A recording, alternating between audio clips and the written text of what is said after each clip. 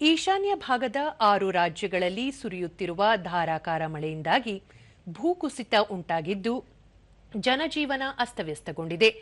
ಈ ನಡುವೆ ಮಳೆ ಅನಾಹುತದಿಂದ ಮೃತಪಟ್ಟವರ ಸಂಖ್ಯೆ 27ಕ್ಕೆ ಏರಿಕೆಯಾಗಿದೆ. ಮುಂದಿನ 7 ದಿನಗಳ ಕಾಲ ಭಾರೀ ಮಳೆಯಾಗಲಿದೆ ಎಂದು ಹವಾಮಾನ ಇಲಾಖೆ ಮುನ್ಸೂಚನೆ ನೀಡಿದೆ. ಬಂಗಾಳ ಕೊಲ್ಲಿಯಲ್ಲಿ ತೀವ್ರ ವಾಯುಭಾರ ಕುಸಿತ ಹಿನ್ನೆಲೆಯಲ್ಲಿ ಮಳೆಯಾಗುತ್ತಿದ್ದು, ಈಶಾನ್ಯ ರಾಜ್ಯಗಳಾದ ಅರುಣಾಚಲ ಪ್ರದೇಶ, ಮೇಘಾಲಯ, ಅಸ್ಸಾಂ, ಮಿಜೋರಾಂ, ತ್ರಿಪುರಾ ಮತ್ತು ನಾಗಾಲ್ಯಾಂಡ್ನಲ್ಲಿ ಜನಜೀವನ ಸಂಪೂರ್ಣ ಅಸ್ತವ್ಯಸ್ತವಾಗಿದೆ. ಭಾರೀ ಮಳೆಯಿಂದಾಗಿ ಅರುಣಾಚಲ ಪ್ರದೇಶದಲ್ಲಿ 9 ಮಂದಿ, ಮೇಘಾಲಯದಲ್ಲಿ 6, ಮಿಜೋರಾಂ ಮತ್ತು ಅಸ್ಸಾಂನಲ್ಲಿ ತಲಾ 5, ತ್ರಿಪುರಾ ಮತ್ತು ನಾಗಾಲ್ಯಾಂಡ್ನಲ್ಲಿ ತಲಾ ಓರ್ವ ಮಂದಿ ಸಾವನ್ನಪ್ಪಿದ್ದಾರೆ. ಮಳೆಯಿಂದ ಭೂಕುಸಿತ ಉಂಟಾಗಿದ್ದು ರಸ್ತೆ ಸಂಪರ್ಕ ಕಡಿತಗೊಂಡಿದೆ.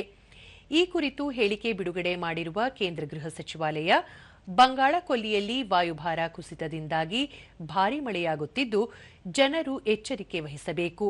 ಮುಂದಿನ 7 ದಿನಗಳ ಕಾಲ ಭಾರೀ ಮಳೆಯಾಗಲಿದೆ ಎಂದು ಸೂಚಿಸಿದೆ.